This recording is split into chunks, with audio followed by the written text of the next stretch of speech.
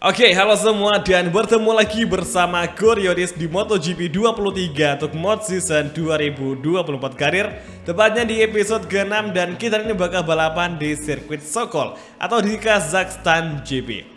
Nah, di klasemen Pecco masih menjadi pimpinan dengan mengumpulkan 114 poin. Sementara itu, kita kemarin yang sempat di posisi keempat berhasil naik di tempat ketiga dengan sekarang memiliki gap point kepada Pecco itu berjarak minus 21 poin. Karena ini merupakan balapan pertama kita di sirkuit Sokol, kira-kira apakah mungkin Gorioris bisa meraih podium perdana atau mungkin kemenangan perdana? Ya memang ini track baru dan sangat jarang kita mainkan. Tapi tenang aja, gue udah latihan dan udah bisa untuk memahami dan dimana aja kita bisa ngelakuin teknik-teknik pengereman dan juga exit corner yang sangat mumpuni. Pokoknya kalian tunggu aja aksi kita di balapan GP Sokol.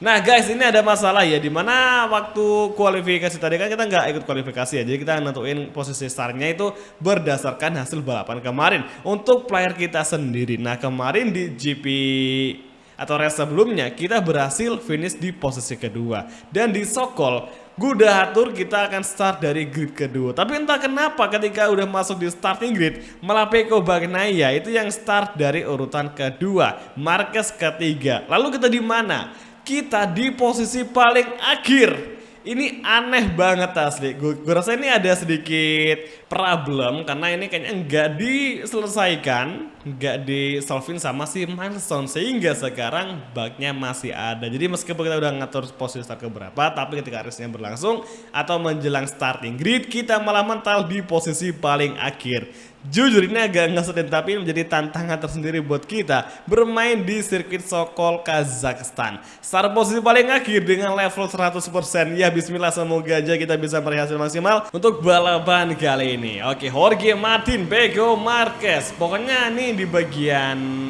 barisan depan atau front row udah dikunci sama Ducati. Kira-kira apakah race-nya bakal berubah? Karena ya meskipun kualifikasi startnya bagus, tapi ketika udah balapan berlangsung itu biasa bakal ada saja kejadian atau momen yang gak bisa kita hindari yang sangat bikin kita terkejut dengan apa yang terjadi. Oke, kalau gitu langsung saja kita bersiap untuk round ke-7 di Sokol Grand Prix.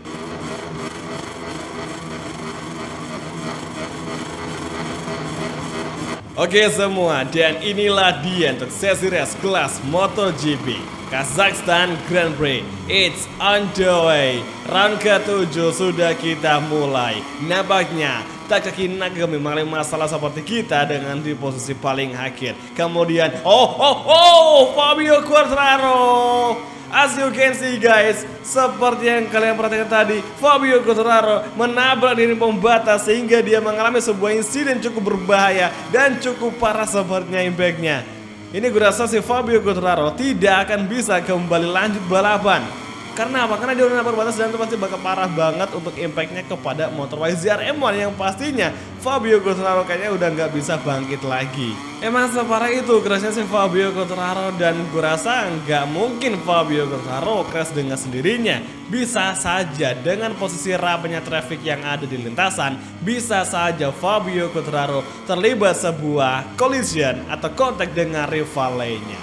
Oke, saat ini 4 rider bahkan 5 atlet tadi sempat bertarung di exit corner hingga sekarang LCR Honda Castrol mampu lepas dari jepitan Ducati atau pabrikan asal Eropa. Oke, nice sekali, dan Gorioris sekarang berada di posisi ke-16 dan tinggal satu posisi lagi.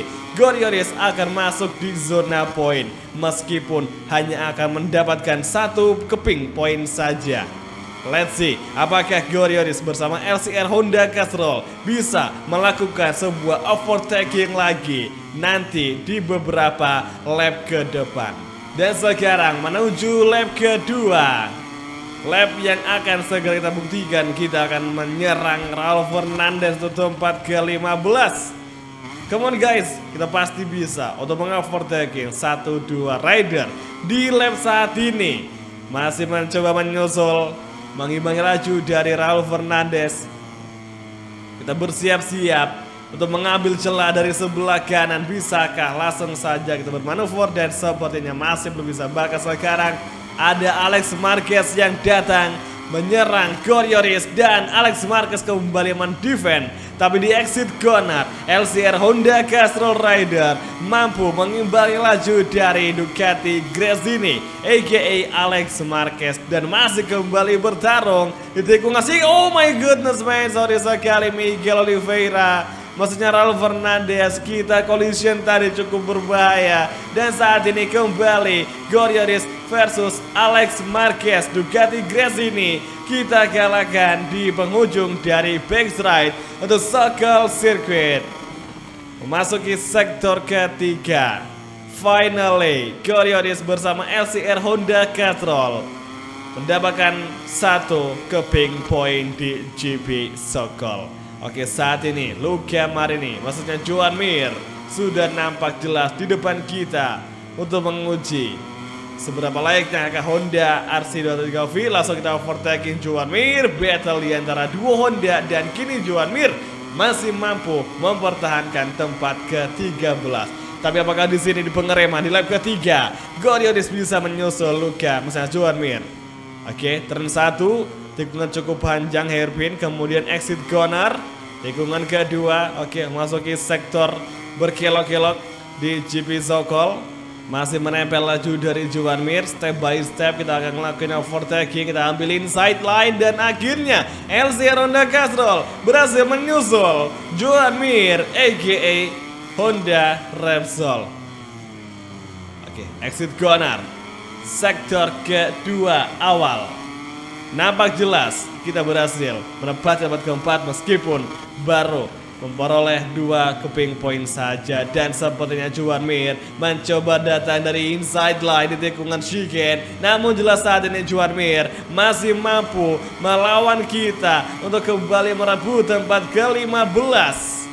Battle untuk 1 keping poin sudah sesengit ini. Gimana yang di barisan depan? Langsung kita libas Joan Mir di penghujung dari trek lurus ini. Oke, lagi-lagi Joan Mir mencoba menyerang, namun Coriolis masih mampu untuk mempertahankan. Dan ini ada info buat kalian, sebenarnya di settingan balapan kali ini gue pakai settingan yang ada di Qatar, yang gue rasa lebih masuk ke trek manapun dan lebih cenderung seimbang daripada trek-trek lainnya atau settingan-settingan lainnya. Oke guys, lap ketiga sudah usai, memasuki lap keempat. Kazakhstan Grand Prix semakin sengit. Sementara itu, update di 3 besar. Ada Francesco Bagnaia yang meraih posisi pertama dan Jorge Martin di tempat kedua. Sementara itu untuk Marco Bezzecchi masih di tempat ketiga. Lap keempat sedang berlangsung. Kita masih mencoba menempel laju dari Jack Miller yang merupakan pembalap tercepat saat ini sebelum kita bisa overtaking. Oke, hati-hati ke fokus game fighting. Oke, nampaknya tadi Joan Mir sudah mulai nongol lagi, bersiap-siap untuk melakukan manuver mengovertaking kita sebagai rider wakil dari LCR Honda Castrol. Oke, sekarang giliran kita tuh bersiap-siap mencari celah dari Jack. Kita sudah overtake bisa, dan masih belum bisa. Oke, nice. Oke, ada serangan dari Joan Mir yang datang dengan sangat cepat sekali. Tapi tidak terjadi overtaking karena emang tadi posisinya cukup tricky untuk Joan Mir bisa menyusul LCR Honda. Kita masih aman di situ. Sekarang kita akan fokus kembali dengan Jack Miller. Apakah tempat ke-13 bisa Coriolis raih? We'll see. Masih ada 3 lap lagi untuk GP Sokol yang bisa kita maksimalkan untuk melihat potensi dari LCR Honda Castrol Rider di balapan Kazakhstan GP di trek baru MotoGP. Oke, exit corner, lap keempat akan segera usai.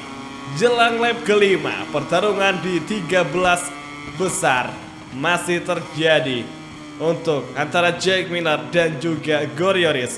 Perebutan tempat ke-13 masih menjadi pertarungan yang lumayan seru. Kita tunggu hingga nanti di lap ke-7. Tuh kan, langsung kena peringatan atau warning dari track limit gara-gara kita sedikit melewati area luar dari lintasan. Ya istilahnya kayak motong jalur lah ya.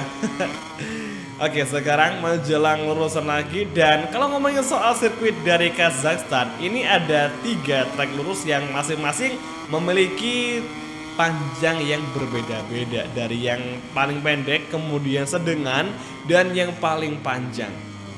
Yang paling panjang itu di bagian backstride, yang pasti Ducati akan sangat mumpuni di bagian situ cuy. Oke, kita memiliki 2 kali peringatan track limit untuk Sokol GP, tinggal 3 bar lagi.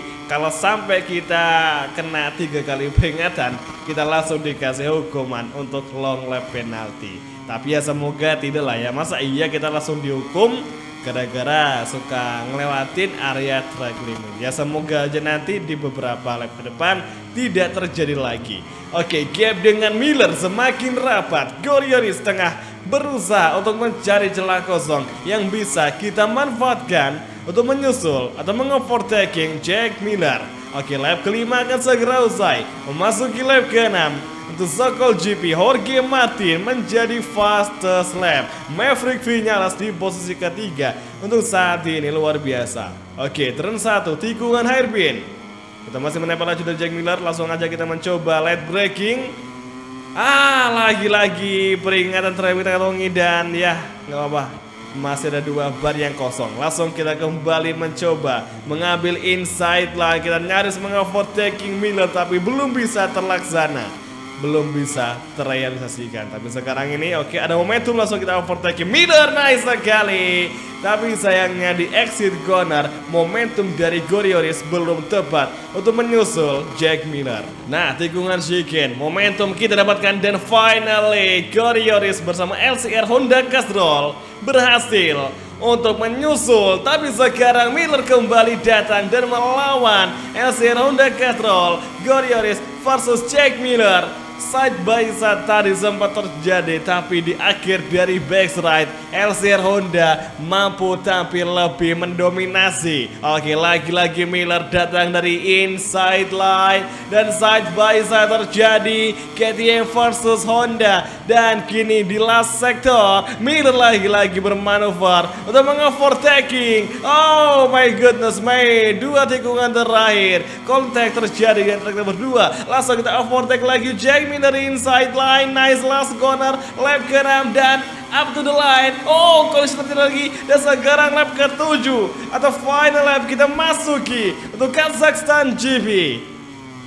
Perebutan tempat ke-13 kita agak sedikit nge-slide tadi, sehingga sekarang kita membuat mistake dan masih kembali beradu battle sengit di sektor 1. Kita overtake kembali, dan Miller kembali mengovertaking. Aksi switchback yang sangat ciamik. Lagi-lagi LCR Honda berhasil menyusul, namun Miller masih mampu bertahan, dan Honda masih perlu lebih keras lagi untuk berusaha mengalahkan Jack Miller. Dan sekarang finally Honda mampu mengalahkan KTM sementara waktu di sektor kedua. Oke, Miller datang dari inside line, kita terkolisi ada melebar, sangat disayangkan gara-gara Jack Miller. Residen kita kacau balau, dan gini di awal dari backstride serangan datang dari Joan Mir dan juga Jack Miller. Bahkan Alex Marquez juga ikut nimbrung di battle kali ini. Sektor number 3, ujung dari backstride LCR Honda cukup melebar sehingga Miller masuk kembali untuk masuk mengovertaking tempat ke-13. Dan kini giliran Gorionis yang kembali masuk memblok pas Jack Miller, dan masih terjadi duel sengit, battle sengit di last sektor. 2 tikungan terakhir, here we go. Alex Marquez di posisi ke-14 mengovertaking Miller, dan sekarang tinggal 1 tarikan gas lagi menuju finish line, up to the line. Dan kini Gorionis berhasil menempati tempat ke-13. Oh my goodness mate, gila battle sengitnya. Aduh, benar-benar lama banget cuy. Kita ngumpulin tenaga dari pertengahan race, kemudian di 2 lap terakhir malah datang battle sesengit ini. Tapi kita udah senang banget ya, meskipun gagal meraih atau masuk di top 10. Jorge Martin meraih kemenangan, Pecco di posisi kedua, dan Vinales di posisi ketiga. Bezzecchi, Espargaro, Enea, Marquez, Zarco, dan Alex Rins di 9 besar. Dan kita finish di urutan ke-13 di belakang dari Franco Morbidelli. Alex Alex Marquez Miller, Fabio Di Giorgio Mir di bawah kita, dan Fabio Quartararo yang sangat-sangat apes banget, dia mengalami crash yang menyebabkan dia terpaksa tidak bisa melanjutkan balapan karena bisa saja misalkan kita ngibaratin dia crash di versi live-nya, itu pasti udah parah banget impact kepada motornya si Fabio Quartararo. Dan untung aja Fabio di gamenya nggak bisa cedera, jadi masih aman cuy. Oke, klasemen kita sangat disayangkan, kita turun satu tingkat dan sekarang di posisi keempat, dimana Enea kembali masuk lagi di tempat ketiga. Pokoknya kita kayaknya nggak akan bisa meraih juara dunia, tapi untuk perebutan 3 besar atau 3 besar itu masih bisa kita pertaruhkan untuk di sisa balapan MotoGP karir musim ini. Di klasemen tim benar saja kita juga ikut turun nih. Yang semula kita di tempat kedua bersama LCR Honda Castrol, sekarang terpaksa turun di tempat ketiga dan digeser oleh Prima Pramac Racing Ducati. Let's see aja apakah di next race kita bisa ngebalas kekalahan di GP Sokol. Semoga saja. Jadi oke semua, terima kasih nonton dan sampai ketemu lagi di video MotoGP Career untuk episode selanjutnya. Thank you, bye dan ciao guys. Sampai jumpa.